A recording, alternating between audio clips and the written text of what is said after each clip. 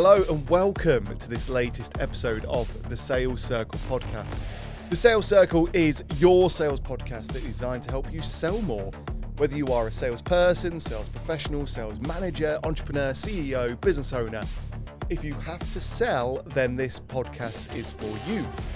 I'm your host, Rob Spence, an internationally renowned sales trainer, sales author, sales coach, and the managing director of a world-leading sales and marketing agency. And to those of you that are avid viewers, avid listeners, welcome back. Thank you for joining. For those that are joining for the first time, hello and welcome. In today's episode, we're going to look into the telephone and importantly ask the question, do people still sell on the phone? There's a very valid reason for this question, and I'll enlighten you in due course as to why that question is there. Before we go on, I ask of you a couple of things. One, please do hit that follow button, that subscribe button, no matter where you're digesting this content. Make sure you're following us on social media. As a reminder, these are not, to a degree, sales training. You will learn stuff from these podcasts. My intention with this podcast is I've got you for around sort of 29 minutes, 30 minutes, give or take. We're going to give you some motivation, some hints, tips, advice to help you to sell more. So wherever you're listening to this, whether it's in the car, maybe on the way to a meeting, maybe you are listening to it doing DIY, wherever, enjoy and let's crack on. So as I alluded to, we're talking about the telephone and answering the age-old question of, do people still sell on the telephone? Because I get asked this all the time. We live in a very digital age, right? We live in an age where we should be selling on social media. We should be selling on LinkedIn. We should be utilizing email. We should be using AI to do our work for us, right? So we can kick back and sit back in the sun, right? So why are people picking up the phone? What an ick that is. Why are people still selling on the telephone? And I get asked all the time. I get asked words to the effect of, Rob, tell us your thoughts on AI. Tell us your thoughts on automation. Tell us, why you run a telemarketing agency who still sell over the phone. Why? And I don't want to ruin this whole episode for you in the slightest, but let me tell you one thing. People still sell on the telephone. Yep, you heard it here first. People still make buying decisions over the telephones. People still pick up the telephone. People still generate business through the telephone. And I'm going to prove to you why and why it's so effective. I've got some personal stories from my own telemarketing agency and from my own business here. So I'm hoping, look, by the end of this episode, that you sit there and you go, actually, I should start picking up the phone more. I should start, having great conversations. Maybe I should rely less on sending 10,000 automated LinkedIn messages, or maybe I could accompany those LinkedIn messages with the telephone, right?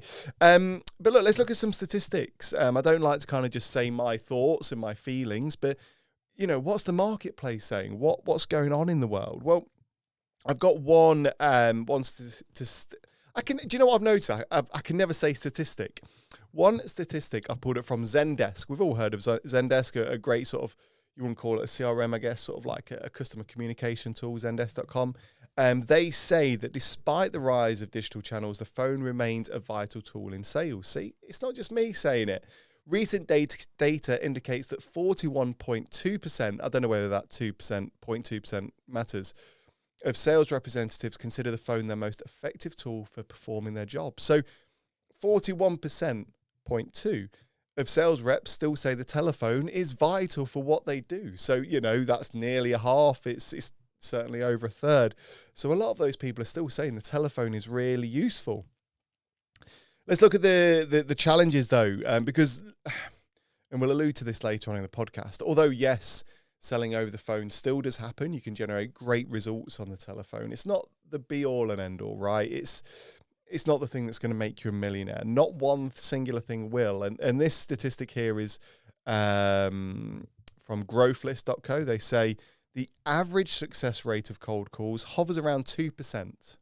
So 2 out of 100 will become a success. And approximately 80% of all cold calls go to voicemail, which once again asks another question, doesn't it? Should we leave a voicemail? Once again, yes, 100% you should leave a voicemail, and I'll give you my viewpoints as to why. When we go back to the positives of selling over the phone, Cognism.com say that 27% of sales teams view the phone as their best single channel to book meetings. So once again, nearly a third of salespeople are saying that it's a bloody great way to get your prospects to talk to you. And as we say a lot on this podcast, we know that persistence is key.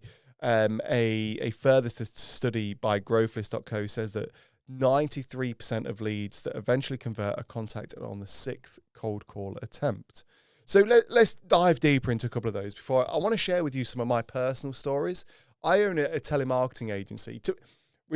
However you look at us, we're telemarketing, we're outsourced sales, we're lead generation, however you want to put it, right? We're generating great results for not just ourselves, but our clients as well. And I'll come on to that in a moment. But let's look at some of these statistics a little bit further. Let's look at the positives, right? So Zendesk is saying 41% of salespeople say that the phone is the most effective tool, and 27%, according to Cognism.com, are saying that it's the best single channel to book meetings. Why is that? Well, look, my belief is that the telephone is a very underrated tool by people these days. We over-rely on digital techniques, right? We over-rely on social media, on sending that email, sending a WhatsApp, on automation. Now, if every person is over-relying on those things, who do you think stands out? It's surely those that pick up the phone and have an engaging conversation, right? Those that pick up the phone and speak to the heart, the soul of the people that they want to truly do business with, they're the ones that are going to stand out from the crowd and truly make an impact. We do it ourselves here, even if we're not just cold calling. Let's say we're on LinkedIn and someone, tags us in a post because they think that we can help that person. Let's say someone goes, puts out a post saying, can anyone recommend a digital marketer, right? Let's say on that post, there's 50 people tagged in, which happens a lot, right? Loads of people get tagged in. What if we're the only ones that actually pick up the phone? Sure, everyone's going to be commenting, going, yeah, I've sent you a connection request. We'd love to chat. We're the ones that pick up the phone and say, hey, look, we saw you were looking for this. Can we help you at all? That's what stands you out from the crowd, right? As always, let's flip and reverse it. Let's say you right now are at work and someone is trying to sell to you. What are you going to respond to more? The hyper-personalized telephone call or the copy and paste email that's been sent to thousands of people? It's probably going to be the former, right? My argument is this as well. The chances is that if your phone rings, you are going to answer it. If it doesn't ring, you're at least going to look at your phone as it does ring. If you don't answer it, you're more than likely going to be curious as to who was that. You're going to Google their telephone number. You're going to await a voicemail, await a WhatsApp. Sometimes some people will save a number in their phone and then they'll look on WhatsApp to see who it is, and so on and so forth. That's disruptive marketing at its best, isn't it? That's your chance to really break the cycle. Every morning I come in and delete probably, 20 or 30 emails from people trying to sell to me, some good, some bad. I only want to do business with those people that truly want to do business with me. If you want to do business with me and you research me, you research my company, and you research my pain points, you've got a higher chance of converting me, or at least engaging with me. I don't want to do business with someone that just sees me as a number, that just sees me as a chance to make a quick buck. I want to do business with people that truly want it. We did note some challenges there for the telephone as well, right? So Growth List said two things. One, that the average success rate of cold calls hovers around 2%. Absolutely agree with that 100%. Your cold calling isn't the be all and end all. It's not the magic formula to things. You're not going to call. Someone shared with me their kind of targets recently, and my God, it scared me. Although their sort of amount of calls in a day was quite low, I think they had to sort of like speak to 20 people, I think. I'm sure their target was to generate 5 appointments, 5 leads. Gee, that's insane. 1 in 4. It's crazy. It's a high target, right? 2% is the average statistic. And we get it here. I own a telemarketing agency. Out of 100 calls, probably only 1%, 2% of those people will be interested. Some will convert straight away. Some will need some further nurturing. As we look into this other statistic, 93% of leads eventually convert after the 6th cold call attempt. Once again, people think that because you're cold calling, you're supposed to, get a result on day 1. They think that you're going to get, a lead on call 1, sometimes call 2. It takes a long time. You've got to nurture these relationships, right? Just before we go on to some, real life stories from my team and I, one of these statistics from Growth List said that 80% of cold calls go to voicemail, right? I get asked all the time, should we be leaving a voicemail? If I call someone up, should I leave a voicemail? My opinion is yes, 100% yes. You should always leave a voicemail as long as the voicemail is good. If you say, hello, my name's Rob and I'm trying to sell something to you today, can you give me a call back? What do you think the chances are of someone calling you? If you're clever with the voicemail, if you're intelligent with the voicemail, then they're going to call you back. And there's a couple of things that I recommend. One, play the broken signal voicemail because that gets people intrigued. So instead of saying, hi, it's Rob, I'm trying to sell something to you, would love to speak to you again, right? Say something along the lines of, hey, it's only Rob calling from, I needed to speak to you urgently about, but can you give me, make it sound like your signal's dropping out. Someone's more likely to be like, oh, what's this guy talking about? They're going to want to call you back. Or make it fun and exciting. Can you have some fun with the voicemail? Can you share some of your personality? Can you get someone enticed and engrossed? Can you talk about the pain points that you assume your prospect's going to be facing to give them the reason to call back? So yes, leave a voicemail, but make it damn good. So allow me, if I may, to share some personal stories from my company and to explain to you how selling over the phone still works. So I'm going to share with you a real personal story here. I'm going to share with you a story. Of course, I own a telemarketing agency. We make, amongst the team anywhere between, 600 to 1,200 calls a day. We generate leads every single day for our clients, some big, some small, some in between. We recently generated a lead for our business through telemarketing, through a cold call. That cold call has led into an initial contract with a client worth approximately £12,000. If I can generate £12,000 of business through one cold call, so can you. Now, the fact of the matter is this. That's the initial contract term. That's the initial contract length. If we generate a good job, that contract could be worth, goodness, 20,000, 30,000, 40,000 upwards. The initial contract is £12,000 from one cold call. And the sales process was this. My colleague called up that business. They had an engaging conversation. My colleague then booked in an appointment. Those people came to our offices, met with my team and I, and have now signed on to the campaign, onto becoming a client. So if anyone ever says to me, cold calling doesn't work for me, my goodness, it does. Selling over the phone still does. If you are clever with it, if you remember that people aren't going to necessarily buy from you on a phone call, if you realize that people aren't 100% going to buy from you on the first phone call, think back to those 7 to 12 touch points, you're going to have a better success rate, right? But there is success there. And of course, maybe you're listening to this, maybe you're watching this as a business saying, oh, I've been thinking about doing some telemarketing. I've been thinking about doing some lead generation with you. Am I going to get results?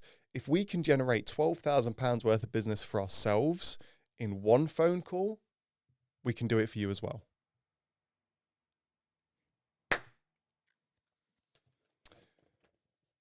So, I mean, look, that was a short little section. There's loads of success stories I can share with you. I did some digging, some digging to kind of get some real life stories, and I pulled out two influential salespeople. There's a gentleman called Joe Girard, who I hope I'm saying his name correctly, is a legendary figure in sales, known for his exceptional success in selling cars. Developed a personal touch by sending handwritten messages to clients, which built lasting relationships, and he sold over 13,000 cars. Now, I'm not too sure what the average statistics are, but hey, let's not beat around the bush. If you're selling 13,000 cars and you're working, 320 days a year, 340 days a year, that's a lot of cars he sold per day, per week, per month over the course of a career, right? Although that's not telephone calls, it shows that importance of personalization. Let's look at Sarah Blakely. Sarah Blakely, famous for founding Spanx, which I feel like I should probably wear some. So she sold office supplies door to door before setting up Spanx. Her persistence in cold calling eventually led to a meeting with a buyer at Neiman Marcus, which was a pivotal moment in launching her billion-dollar company. So if you're ever afraid of cold calling, having a cold approach, just think Spanx. Now, it's all well and good saying that, cold calling still works, but how can we do things? What are my top tips? Look, I could spend hours talking about the best way to cold call, and maybe we'll do a special podcast just on how to cold call. The question today was really, is it still effective? But I'm still happy to share some hints and tips. And of course, I've got an online course which does dive deep into appointment setting and telephone sales. So what have I got here? My four, I'm going to call it 4.5 actually. Number one, of course, prepare for your call as best as possible, right?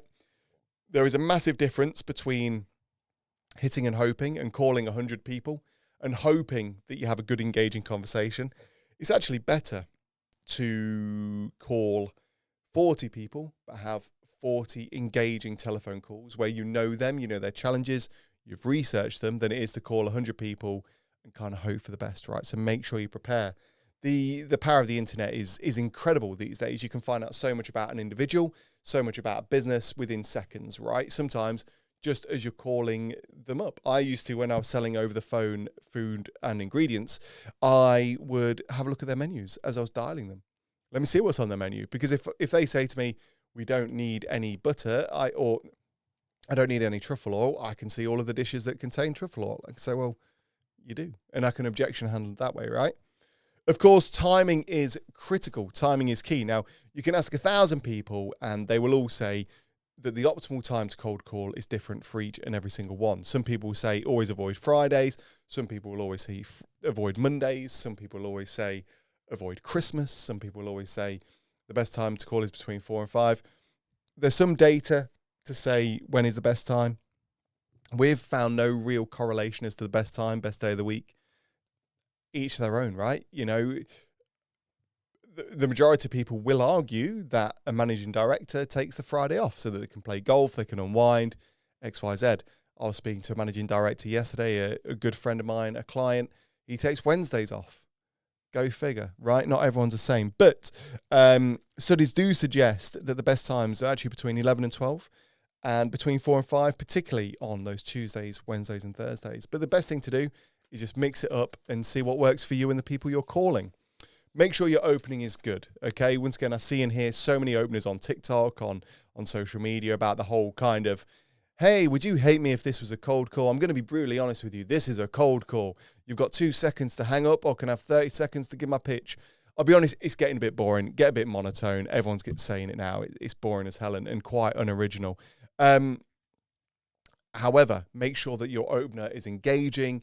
It touches to the heart of the people you're trying to speak to. If it sounds like a sales call, you're probably going to get chucked off the phone straight away.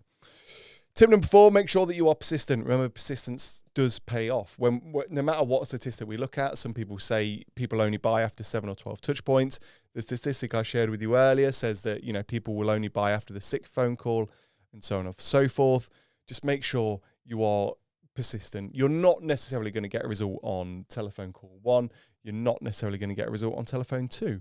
But by 3, by 4, by 5, by 6, you're going to develop a relationship. My 5th tip, no, my 0.5 of a tip, sorry, it's not a full tip, is just bloody do it. Get on the phone and prospect for more sales. There's no point. So many people go, yeah, I know, I really should do it. And then they don't do it. And you're like, well, just do it. Your first phone call is going to be horrendous. Your second phone call is going to be a tiny bit better. Your third phone call is going to be a tiny bit better. Just do it. Make sure you try and improve each one by sort of 1%. And lo and behold, you'll see a great success coming through. Just a quick note. We are unleashing a new sales training course called the Sales Circle. And that sales training course will run parallel to the Sales Circle podcast. So if you're looking for an entry-level route into sales training, if you're looking for a course that is designed for beginners and looks a bit deeper than the podcast, but not too in-depth, then this course is for you. Stay tuned across all of our social media to be the first to hear about that revolutionary course. And I look forward to sharing it with you very soon. Goodness, I didn't realize the time. I've waffled awfully for a long time. We've got some listener questions to dive through. As a reminder, I'm more than welcome for you to send in your questions to me and I'll do my best to answer them.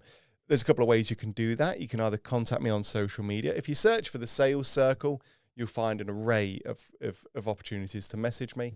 If you email us, thesalescircleofficial@gmail.com, or by all means, connect with me on LinkedIn. More than happy to answer your questions, which is just what Emily did in Lancaster. Emily says, I've noticed a decline in response rates to my cold calls. Are there any strategies to improve engagement? It's a good question, really. And I guess to a degree, it will depend on what you deem sort of your response rate. Is that people actually picking up the phone, or is that sort of, just whilst people are, the engagement whilst you're on the phone? If you're calling landlines, of course, we've got a gatekeeper to handle. If we're picking up a mobile, or if we're calling a mobile, it's very important that we have the right dialing number. I am more inclined to answer a phone that is, or a landline that is from an area that I'm aware of, that I know, or that is close to me. So if a Leicester landline calls me, weirdly, I'm more inclined to answer it than a number calling from Brighton, or an 020 number, or an 0300 number. 100% more likely to answer if it's a mobile number. So if you're calling mobiles, Emily, make sure that your outbound dialing number matches the relevant people that you're speaking to. But alongside that, don't be afraid to leave those voicemails, send some text, send some letters to preempt the telephone call. That may give people enough intrigue, enough desire to want to pick up the phone. So I hope that helps. I've got a second question here from James. James says, is it more effective to leave a voicemail or send a follow-up email after an unanswered call? Look, both have their merits. One would argue you could do both. I would say do both, but split them up. If we look at, all those statistics again, we know that people don't buy unless they've had 7 to 12 touch points, right? If we look at Google studies into the 7-11-4 ruling, we know that people, once again, will only buy if they've had, 7 hours of content, 11 touch points, and across 4 locations. I believe I've said that correctly. I sometimes get those numbers mixed up. So telephone is 1 touch point in 1 location. A voicemail is a 2nd touch point in a 2nd location, or the same location, actually thinking about it. An email then becomes a 3rd touch point, and so on and so forth. So if you call, send a voicemail, and then send an email, you've taken 3 sort of touch points in a real short amount of time. So send a telephone call, or make a telephone call, and leave a voicemail. Consider sending an email a couple of days after. Consider sending a text a couple of days later. Maybe consider sending a LinkedIn voice note a few days later, and so on. Mix it up and be quite sort of interesting in your approach, to make sure that you kind of not putting all your eggs in one basket, and you're spreading that timeline a little bit more. So I hope those two questions help. And of course, as I said at the start of this little segment, if you have any questions, if there's any sort of, maybe you're struggling with objections, maybe you're not too sure how to prospect, maybe you're not too sure where your next sale is coming from, send your questions in and I'll do my best to answer them. So in every episode, I like to recommend a book. Okay, as you can see in the new studio, if you're watching this on YouTube, or if you're checking out any of the clips on social media, we've set up the new set. Now in the new set, I've brought a lot of my library. There's still some more books than what's behind me, but I show great thank you, or thankfulness, or gratitude for the books that I've read, because you learn a lot. In every book, there's always things that you learn. And that's why I always recommend books for you to learn from, because look, as salespeople, we've got to learn, we've got to develop. As business owners, we're always learning, right? So today's book is a great book. Now, I read this, originally 13 years ago, 14 or 15 years ago. And my gosh, it changed the way I think about things. This book changed the way I approach life, business, skills. And that book is called The Talent Code by, I think it's Daniel Coyle. The Talent Code is a fantastic book, and I urge all of you to go grab a copy. And as always, I'll drop a little link below for you to grab a copy. What the Talent Code discusses is what it takes to become great in something, to become an expert in something. And it talks about research from Daniel Coyle, who is a journalist, into how people get good at things. And he explores everyone from the Bronte sisters, who wrote these best-selling novels, and talks about their journey to success.